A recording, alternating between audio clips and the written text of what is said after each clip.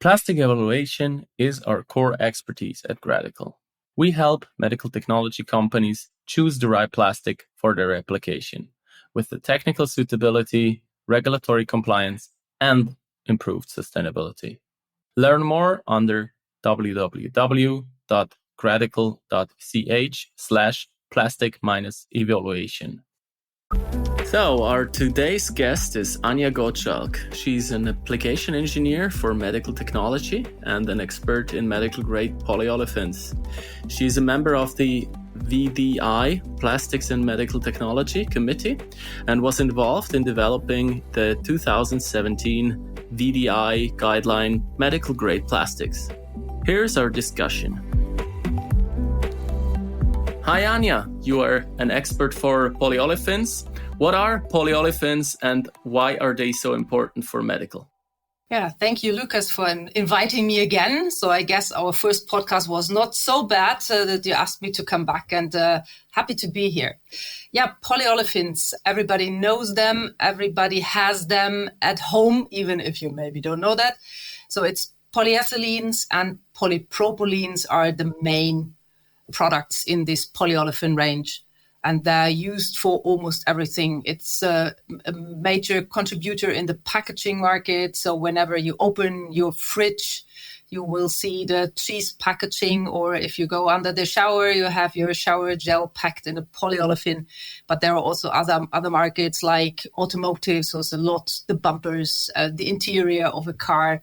It's appliances, a washing machine, a coffee machine can be out of polyolefins.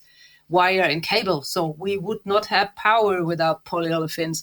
And for sure, healthcare. The whole medical industry is using polyolefins. It's a major contributor to that market as well. Okay, so to summarize, it's the polymers of everything that you can derive from oil and gas, basically. So ethylene and propylene, and there are all other specialties. We'll talk about them later. But could you go into some detail? I'll have just a remark to our first podcast because I didn't address that yet. Besides the audio, which has drastically improved because of my better mic and my better production quality, the podcast was great. One of my, I think, a long time, one of my greatest episodes in German. This is, of course, the first English episode, and I needed to have you back. So a great shout out to you. You're a real expert. But now let's go into the details of polyethylene. Okay, polyethylene. Yes. Polyethylene is divided by densities. So there are low density polyethylenes, LDPE, and there are high density polyethylenes, HDPE, and everything in the middle. But we keep it to the two of them that are also the majority used in healthcare applications. Starting with the high density polyethylene, it's produced out of ethylene. So that's we had it already in a low pressure process using a catalyst system. And it's starting at densities around 950, 940, something there, up to 960. Usually 962 maybe, then somewhere there is a restriction from the polymerization. Where is it used? It's used in, if we look into healthcare applications, it's used in caps and closures mainly, same as in the food industry as well. But for example, plunges for syringes can also be made out of HDPE. It's not transparent. It has a good stiffness. It's quite stiff. It has a very good low temperature impact. So whenever you have something you need to put in the fridge or in the deep freezer, HDPE is a perfect material, unless you don't need to look through. It always comes with an additive package. There must be some antioxidants and an acid scavenger in there to protect the material and to protect the machinery. So this is more or less what we have for an HDPE. The other one is an LDPE, a low density polyethylene, so much softer because density is lower. So the higher the density, the stiffer the material. It has a decent transparency. You can look through. It's not crystal clear, but it's a polyolefin.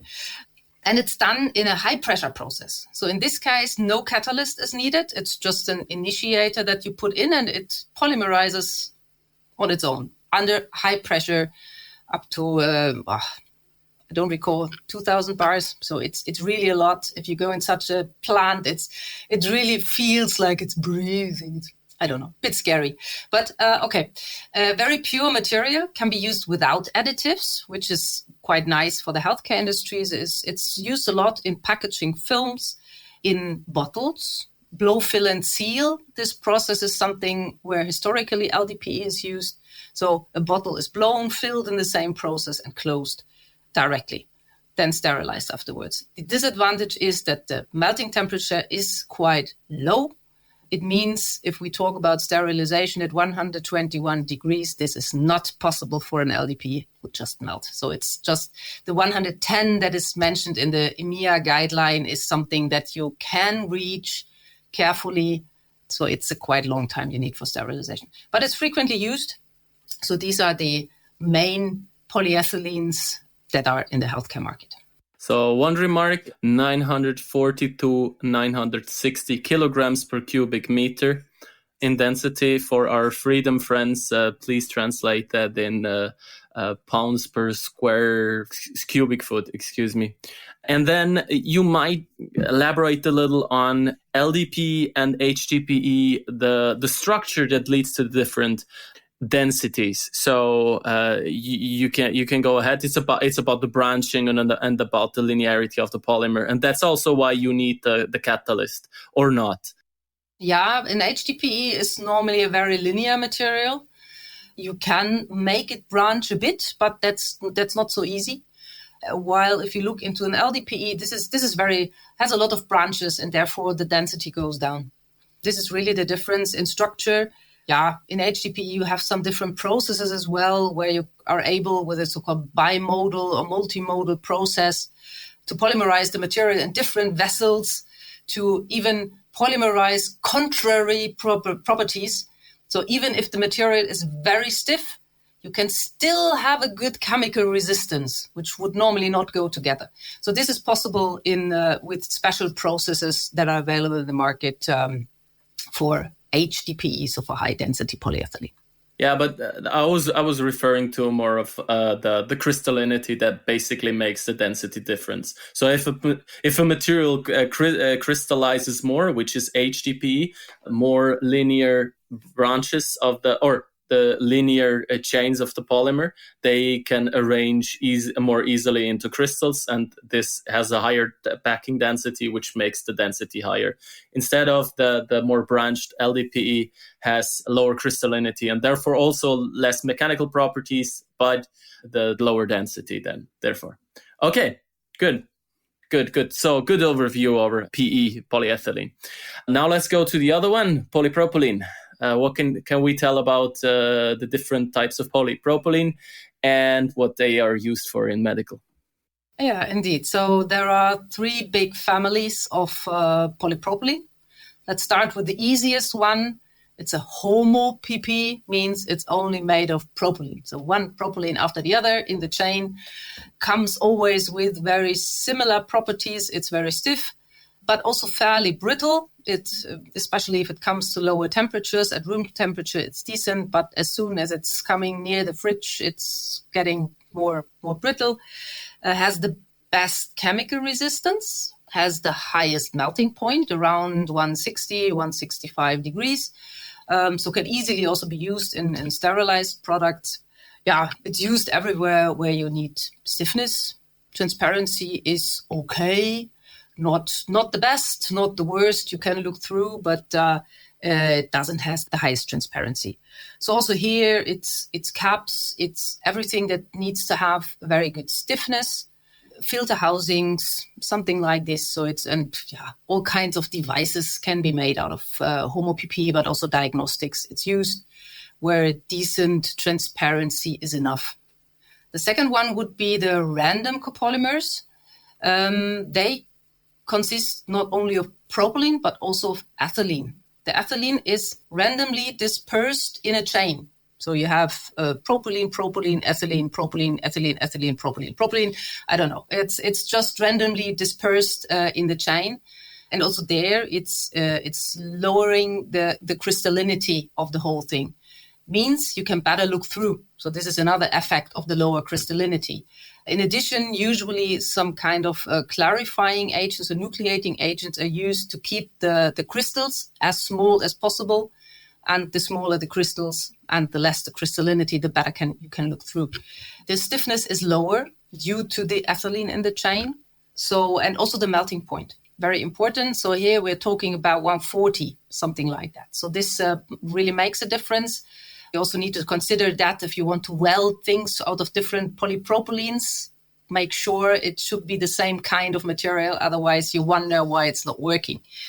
Due to the transparency, for sure, it's used in everything that needs to be transparent. Diagnostics, where you need to look through, for example. But it also can be easily colored. So it's also used for caps. It's used for insulin pens, lots of different applications. And it's the material of choice if you need to have a hinge. So wherever you want to close something and it's addicted to the part as such, and you want to reopen it more times, this is the material of choice. And the last one is a so-called heterophasic block copolymer. Very long name. And here we usually have a base material, a homo-PP. And in this homo-PP, as a second phase, there are blocks out of ethylene propylene soft material. I call it now soft material. In the polyolefin industry, we would call it rubber, but this is not true. It's still a polyolefin. It's an ethylene propylene soft compound that's as a second phase into this heterophasic copolymer. The advantage of these materials is that it has a very, very high impact, especially also at deep temperatures. So it remains the impact over all temperature ranges. So it can be also used in the freezer. However, due to these blocks that are in there, it looks more like an HDPE, means it's not transparent, or in most of the cases, not transparent. So this is really the disadvantage. And this is also why we do not see it that much in the healthcare market, because most of the items that we have are transparent, or at least you need to see what's happening inside. Yeah, it's used in different applications like waste bins, for example, that need to, if they're dropped, they're not allowed to break. There are some pipette tips that are made out of such materials. But as said, the market for that in healthcare is not necessarily the highest. You may think, okay, maybe something if you're going to freeze something. So there are applications, especially in diagnostics, that are deep freeze. Why not to use it there? Yeah, but still they ask transparency. And honestly, they're using random PP, although this below 0 is also starting to get brittle. But if there is no force, you can deep freeze it. No problem. You just bring it back to room temperature, you use it, it works like before. So no problem. And honestly, there is then not really a difference to glass. So even if you would put a glass vial in somewhere, you also should not bring force on that, even not at room temperature. So it's so the industry is used to that, and that really random PP is used in these deep freezing applications as well. Yeah, I think that was a first overview over polypropylene. So polypropylene is not polypropylene. There are different types. Yeah. Okay. Thank you very much for the great overview. For the heterophasic block copolymers, I know them under a more catchier name. It's impact copolymers. It's that's a lot more catchier than heterophasic block copolymers. I actually know a very an application for the heterophasic block copolymers, cartridges for different dental fluids, because the dentist might drop these, and the impact toughness of these dropping requirements. This is what makes the application, or why it is chosen for this application. So everywhere where you have to have the impact toughness, the high impact toughness, it's the right polypropylene for you. So there are other polyolefins that have their niches. For example, the cyclical ones or plastomers. Could you elaborate on those just quickly? Yeah, COC, COP. I do not have too much experience with that. It's used with the other polyolefins quite often in combination, for example, in film structures. COC has a much better oxygen barrier. Polyolefins are very poor in oxygen barrier. Therefore, you always need to have a different layer in there. But as it's also an olefin, it doesn't disturb the recycling stream with this, which is today quite important. There was just recently a study from Recyclas having, I think, 20% COC in a PP film. And this is not disturbing the polypropylene recycling stream, which is, I think, very good news. Other than this, there are some applications, especially where oxygen barrier is used and the high transparency, which is both coming with the COC, COP. For example, pre-filled syringes. This is a field where you find them quite often. Still, you can use then the polypropylene as a plunger. So this is again coming back to the standard polyolefins. But this is somewhere some applications where this is in use. Looking at the plastomers, they're real polyolefins. They can have different bases. They're usually very soft. That's intention of the name plastomer already. They're really thermoplastics, so you can remelt them, reuse them. So there are different types in the market on base of polyethylene and octene or PB1. They're often used as an impact modifier, especially in film applications again, but also can be used in any other polypropylene and or polyethylene, depending on the type. But also as such, for example, as a PVC replacement for tubes. So this is something that's looked in the market and seems to be quite successful already in some applications. Okay, so is it exactly the same as thermoplastic polyolefins, or is it something different structurally?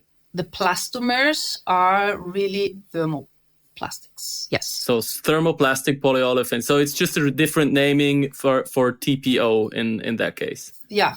Okay. I'm not sure if I would call them TPO. I think it's sometimes then really relating to the TPE, where you usually really have a rubber inside as a partner, SEBS or whatever it is. And then you're, again, also, yes, you can remelt it, but you always have this rubber fraction in there. But the plastomers, if it's really called a plastomer, it's really, really the thermoplast without any other addition. Good. Thank you for the insights. So, to the next question, what makes polyolefins so popular, especially in medical? I think there are some points that makes it really, really popular. First, maybe a little bit of view on the market. If you look on the market as such, half of the market is served with technical or with technical polymers, and the other half is polyolefins. So in general, the polymer market is dominated by polyolefins. Looking at all of this, only 2 to 3% is going into the healthcare industry. However, I think the advantages of polypropylenes are known from all other industries as well. It's quite inert. I learned in the past that it's even used in HDPE as a zero sample in an implantation test. So it's totally inert. So it doesn't harm people, maybe the environment, but I think we will touch that anyhow later. So it's easy to process. You don't need a dryer. It's not addicted to water. The melting temperature is quite low, so also there you're saving energy. What else? It's not abrasive. It's versatile. The low density as such, it's cheap. Yes, sure. The low density automatically leads to a low CO2 footprint without doing anything else, in just choosing a polyolefin instead of another material. So there is really, really a lot that makes it attractive. And yes, for sure, the price is always a selling argument. Yes. Yes, that is the case, and it is. The price comes from abundant availability. That is a little the point. Maybe also a little the curse of polyolefins. As you said, it's like half the plastics that are used on the planet are polyolefins. I don't know if I would put PVC in the technical polymers part. I would say PVC is a commodity too.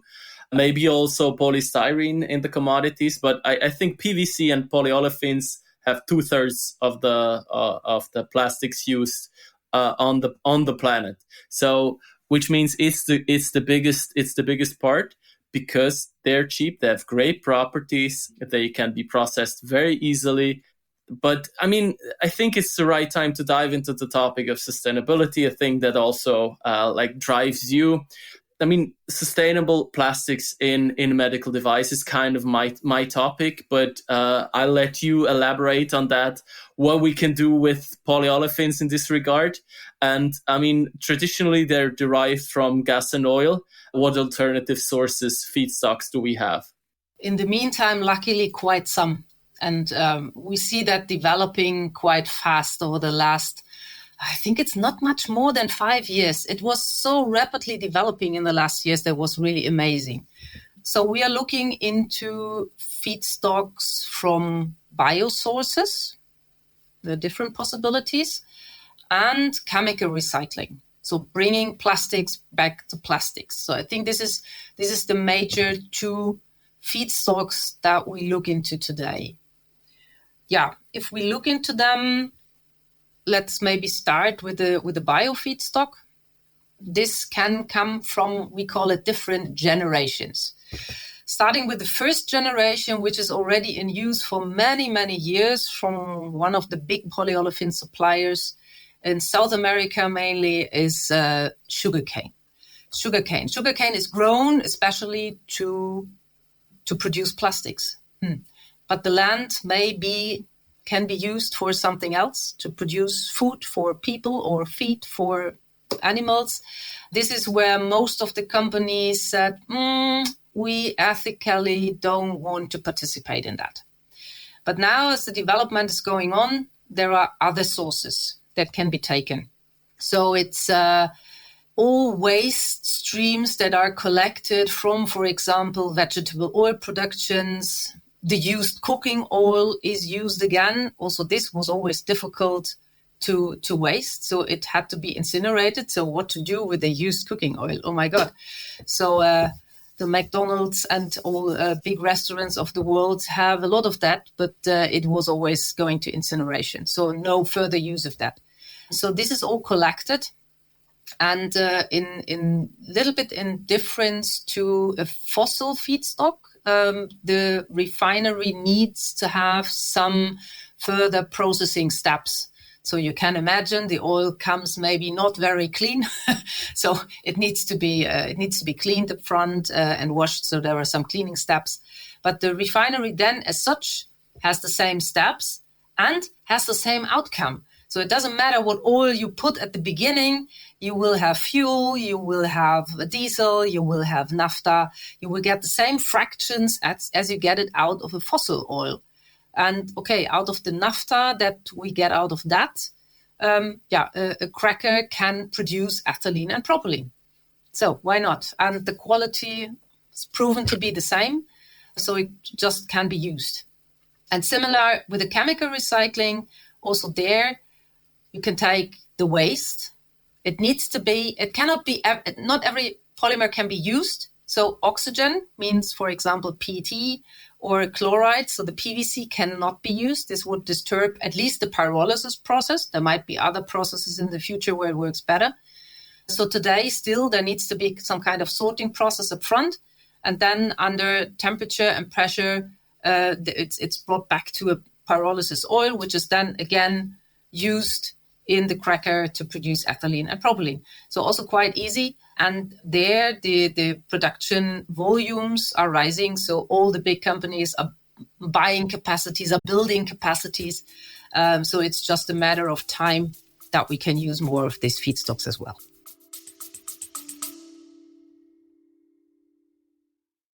Credical is the plastic expert in medical technology and supports you in the areas of sustainable plastics and material compliance. Our course, Sustainable Plastics and Medical Technology, will bring your development team up to date with the latest developments in sustainable plastics. In addition, we offer the course Regulatory Aspects of Plastic Selection at the CATS and the SKZ, which provides guidance through the maze of regulations when selecting materials. More under www.credical.ch.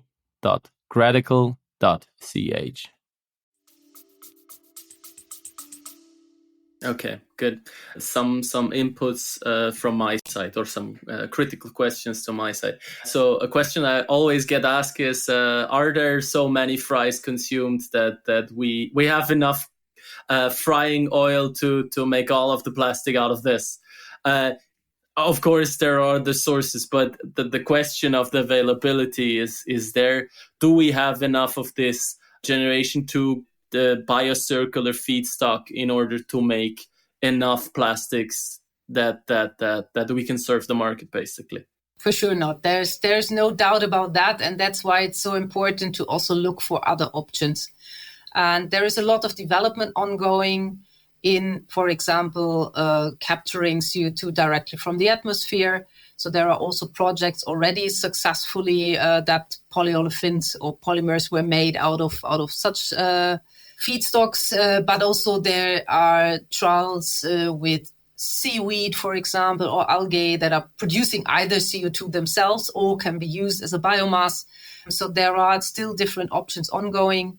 And also there, it's not only oil that we can use. So it's going back to other facilities that can produce bio or can use biogas as a feedstock also there. So it's still a lot of development needed and being done. So this is one source, but it will not be the only one, and it cannot be the only one. Yeah. I mean, I think you kind of left out the third generation bio feedstock, which would then be of some sort of biotechnical solution like seaweed or algae that directly produces the feedstock. And if you imagine like putting a lot of algae tanks in the Sahara Desert, which nobody uses, there's a lot of sun. You just have to have the CO2 of the atmosphere, and it turns it into basically hydrocarbons, which you could produce fuel for, use for fuel or use for plastics, with the added benefit of just removing CO2 from the atmosphere and then using it later for energy. Then, I mean, chemical recycling, especially for polyolefins, I mean, what I have seen is that the traditional pyrolysis process is basically even with virgin. I mean, polypropylene and polyethylene, you said it in the beginning, they're very environmentally friendly because they have a low CO2 footprint for a plastic. Numbers are around 1.6 to 2 kilograms of CO2 per kilogram of plastic, which is very good. And then if you use pyrolysis, which uses a lot of energy to keep the plastic at like 400 degrees to break it down into oil, that uses a lot of energy and usually comes around 2 or a little above 2, which means you don't save CO2, you only save plastic waste. So I think there is a lot of potential in bringing down like temperatures in pyrolysis, which we have seen. You might elaborate on the future of chemical recycling and the developments that are going on there. Yeah, sure. There's a lot going on in the market. Sure, pyrolysis is still one of the known processes. I remember when I was studying, that is 30 years ago, 35, I don't know, quite some years ago. I remember that we had such a prototype reactor in the lab. And everybody said, "Oh, we will most probably never use that." They were wrong. So this is something where, and you see, it took really long that it went up to commercial scale. However, so there are new developments already. For example, using catalysts in there to bring the temperature down. So there are some ideas, and I think it will go in a good direction. I think the good news is that it's not worse than using virgin material. I think that's a good news because the expectation from the market was that it's much worse. No, it's not. So it's still good to start with that. But yes, we need to do something on that. And I think the development is ongoing, but also there, we will not have a solution tomorrow. So better to start with what we have and developing further. And I think especially this version using a catalyst is already quite far advanced. And I think anyhow already also used for some of the new projects. I mean, let's start how we could incorporate these alternative feedstocks into the existing supply chains. And then let's go over to some other more direct forms of recycling, namely solvent-based and mechanical recycling. But let's start. How can we incorporate the alternative feedstocks into the value chain? And please explain what mass balance is. I try to. Yes, I think the problem is really, again, looking into that half of the market is polyolefin, and the production of polyolefins is looking into very high volumes. So looking at the plant, it produces between 20 and 70 tons per hour. Okay, looking at that, we have a lot of days and it's running 24 hours a day. There is a lot of material coming out, so there's a lot of feedstock needed. And yes, also looking in the restrictions of the availability of alternative feedstocks, we cannot serve from one day to the other the whole industry. And for sure, also the feedstock comes with a higher price. Also there, sure, we need to find somebody also to pay for that. In the end, it's something that we need to mix with each other. So just also to be able to run the plants, it's not possible to just switch it off, put another feedstock in and switch it on again. It's a big chemical plant, so it needs to run continuously. So it's mixed. It's a mixed feedstock that's usually used. So it can be fossil together with bio and chemical recycled. And then it's sold under the mass balance principle. Under most of the companies have a certification with the ISCC Plus in the meantime. So they're controlling somehow that not more is sold than it was produced. So similar to green power, where you may have at home a contract with green power, but far away from maybe the sea where you have all the wind parks producing energy, this will most probably not come to Switzerland, honestly, even if you pay for that. So it's not indistinguishable. It's indistinguishable, so you cannot see which atom is going where. But in the end, also somebody needs to finance the wind parks. And maybe in the north of Germany, it's 100% green energy. However, not everybody's paying for that. Okay, nice. But that's the principle. So that's the same here. You can buy material with a renewable content based on a certificate. So the bio content is in reality used in the plant where the material is produced, but it's not necessarily exactly in the material that you buy. I had a nice example in the past, a customer that also, maybe not 100% understood. He asked to get a bag of fossil material and he asked a bag of renewable material. And he sent both for testing of the C14. And guess what? He found something in both. So at least we can be sure it's in. But it's and everybody is getting it. That's another point where people are surprised in learning that it's used in most of the polyolefin plants in Europe, independently of what supplier, and it ends up in every material. It doesn't matter if it's a medical grade, if it's food grade, if it's a pipe grade. It doesn't matter. It's in there and it's equivalent. I think that's the most important message. They are the same. The quality is the same. The specification is the same. The properties are the same. It doesn't matter where it comes from.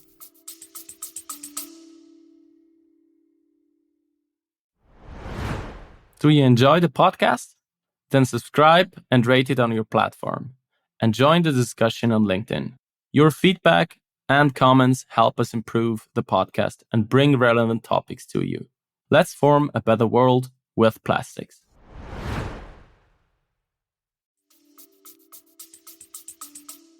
Thank you very much for elaborating on that. It's I think the green electricity is the best analogy you can have.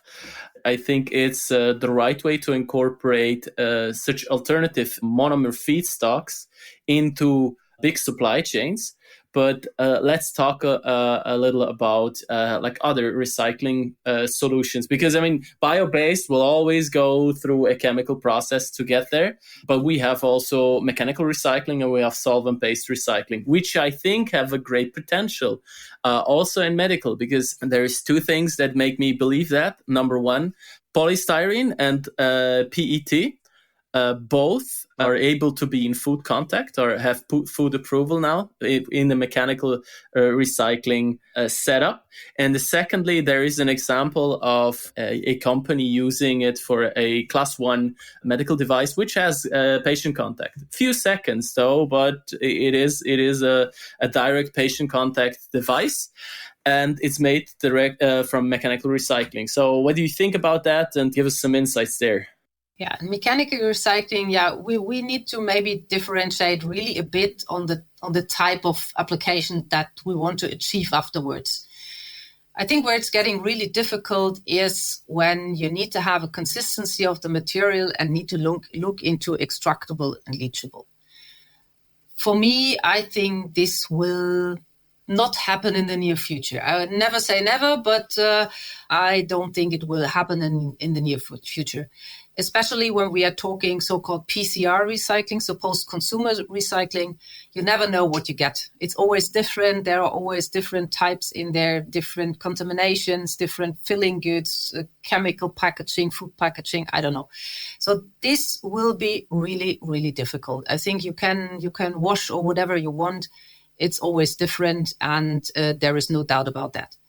If we look into applications that are less critical, for sure, I think it's always a way that will work in the future. I think also it's a little the polymer's properties really make a difference, because the polystyrene and the PET have the property, the inert property, that they do not have a high diffusion, so they do not take up a lot of things like oils, like things coming from food when they were food packaging. So they have the property that they have low diffusion.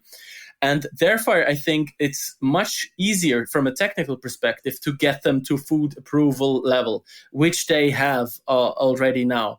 And I think the polyolefins have the structural, I mean, it's not an issue. It's just an inherent property that their diffusion properties are not that great. And I think that is also what makes them a little more prone to this difficulty when you want to use it in mechanical recycling applications. Yeah. But what we see today in the market, so there are first companies that gained food approval in the US, in Europe, with a recycling material, with a somehow defined waste stream. There is, as a long time already, a closed loop system in the UK for the milk bottles. So it works also with a polyolefin, but you need to be more careful. And if we are going back to closed loop systems where we maybe are sure which feedstocks going into that, I think then mechanical recycling anyhow becomes more feasible. But also there we need to see it will be difficult to just have a closed loop system of one certain, for example, medical device, because the volume is just too small.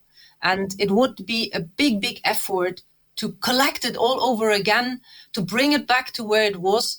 So I think there need to be initiatives in the market with similar applications, even maybe not only healthcare, but also together with food. I don't know. But I think everybody on its own will not succeed here. It needs to have cooperations in bringing good feedstock, means good used applications, back into new applications from the same kind, but not necessarily only dedicated to healthcare, only dedicated to food, but it must be a broader range. Yeah, I think materials in general are a volume game. If you can get to certain volumes, you get the economy of scale, makes it cheaper, makes it better reliable to be able to supply you with a certain material. So there needs to be not a me for me solution. There needs to be a solution over different industries. I mean, industry solutions or solutions across the industries for these kind of recycling topics. I heard a guy that has a solvent-based recycling plant, and he told me, look, I did the extractable leachables test after I did my solvent-based recycling because I purify my thing. And I did it for virgin industry food-grade polyolefins from some producer, and I had lower leachables. So my thing is super virgin. And that was, of course, it's a little a bold statement, but I mean, as they have very low leachables, good quality with purification in a solvent, I mean, it's more a scalability issue, like building big plants and getting the right kind of feedstocks, which then directly competes with the chemical recycling because the quality is like on par. Or what do you think about solvent-based recycling? I've not been in touch with that too much for now, I need to admit.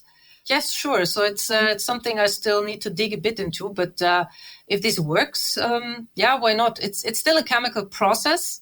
Sure. Also, the others are a chemical process. So you will have pros and cons afterwards. I think of all the processes that we will have.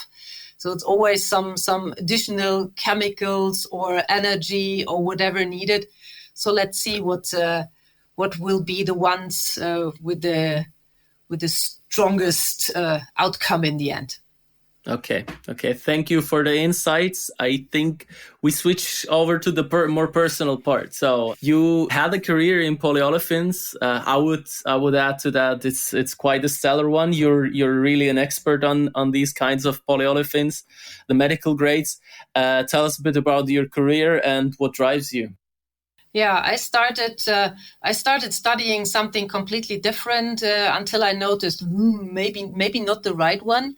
But during that time, I did a homework on electrically conductive polymers, and then I thought, polymers, that's great, and that's what let me start the study of mechanical engineering with the main study then in plastics engineering. Yeah, that was somehow, I was fascinated of the material as such in the first instance. And then the first 10 years of my career, I worked for the automotive industry, so really for technical polymers. What I think sometimes it's helpful that I know both sides of the market. And then I had the opportunity to switch to the polyolefin industry, where I'm now since 20 years. Nearly, no, not exactly 18, I think. Changed the company in between, but still, even for the first one, started in packaging and also healthcare already, and now being dedicated only to healthcare. Yeah, what drives me? Plastics is as such are fascinating materials. You can do a lot with them. They are sustainable, beside for sure of the topic. If you waste them into the nature, into the environment, that it's not good. But also to find solutions for that. I think we would not be here where we are if we wouldn't have had polymers. It's just sometimes I give presentations also in schools, and my first question is always, where do you think are plastics in your environment? And sure, it starts with the general things. Straw, a plate, a cup. Yeah, but think further. Look around. It's if I shout plastics and everything is gone, you will sit on the floor. Even not on the floor, you will most probably have nothing you wear. You cannot drive with your car. You cannot take a plane, a train, whatever it is. You have it everywhere. We just cannot remove it. But we need to be careful with it and the environment, I think. And this is somehow I love the material. I see the challenges, and I hope to be part of a solution for a good use of that and a good use in the environment as well. Okay, thank you for your insights. I have some comments on that. So first of all, straws. The best straw is no straw. The second best straw is a plastic straw made from renewable resources. The coated paper straw is worse. It's straight up worse from an environmental perspective. You use more material. The product performance is abysmal. I cannot tell it otherwise. I have a small daughter. I told her not to buy Capri-Sonne anymore because of the paper straw. It doesn't hold for the duration of the application. And secondly, plastic straws, if you want to go and ban them because they end up in the environment, how about teaching people not to throw stuff in the environment? Because plastic in the environment is not a plastic problem, it's a waste management problem. People throw stuff, it's a littering problem. And you can address littering with fines and with take-back systems. So I refuse to accept that it's a plastic problem. And the other thing is, you're an expert in polyolefins. You can certainly tell us about why we put stabilizers in polyethylene because it breaks down. And the point is, polyethylene or plastics do not remain in the environment forever. They break down too. We stabilize them exactly for the purpose that they don't break down until we stop using them. So in the end, also in the ocean, plastic will go away at some point. Yeah, I agree. And I remember a teacher after a presentation at school coming to me and saying, Mrs. Gottschalk, I now really understand. It's wrong that I tell my pupil not to use plastics. It would be much better if I tell them that they should use the scrap bin afterwards. Yes, I said, okay, great. So at least it was a success, and at least somebody understood. That's great. That's great. And we need more people like you that are fascinated by plastic and really show us that they're actually part of the solution and not the problem. So would you like to give an advice to our listeners, and which one would that be? Yeah, I stay with the advice from last time. Communication along this value chain is, at least for medical products, a must. It's still, and really at the beginning of the project, this is always the problem. Also here, I have an example. I had a customer starting a project, telling us what he wants to do, no problem. We proposed the material, he tried, it worked. Half a year later, I got a phone call. Oh my God, it's not working anymore. Okay, what did you do? Yeah, we changed the sterilization method. We're now gamma irradiating. Ooh, okay. But the product is not able to be gamma irradiated. So why did you change and why didn't you ask? Yeah, but what can I do now? Change back to the old sterilization. I cannot. Okay, then you need to change the material. So, and this is happening if not the whole information is provided. I can help. My colleagues can help. The whole industry can help, but we need to have information. Otherwise, it goes wrong. We spend a lot of time, a lot of money, and it's just going wrong. And I think, and also always think your supplier of the material can help you with a lot of questions, even with regulatory questions. They're able to help. So ask and use them as a source of knowledge. Okay, so as in the Bible, ask and you shall receive. Good. Any last words? Thank you, Lucas. It was a pleasure as last time. I really enjoyed that. I like it. And, whenever you have another topic and you need me, I'm there. Thank you so much. Thank you so much. This was Anja Gottschalk. And until the next time. Thank you.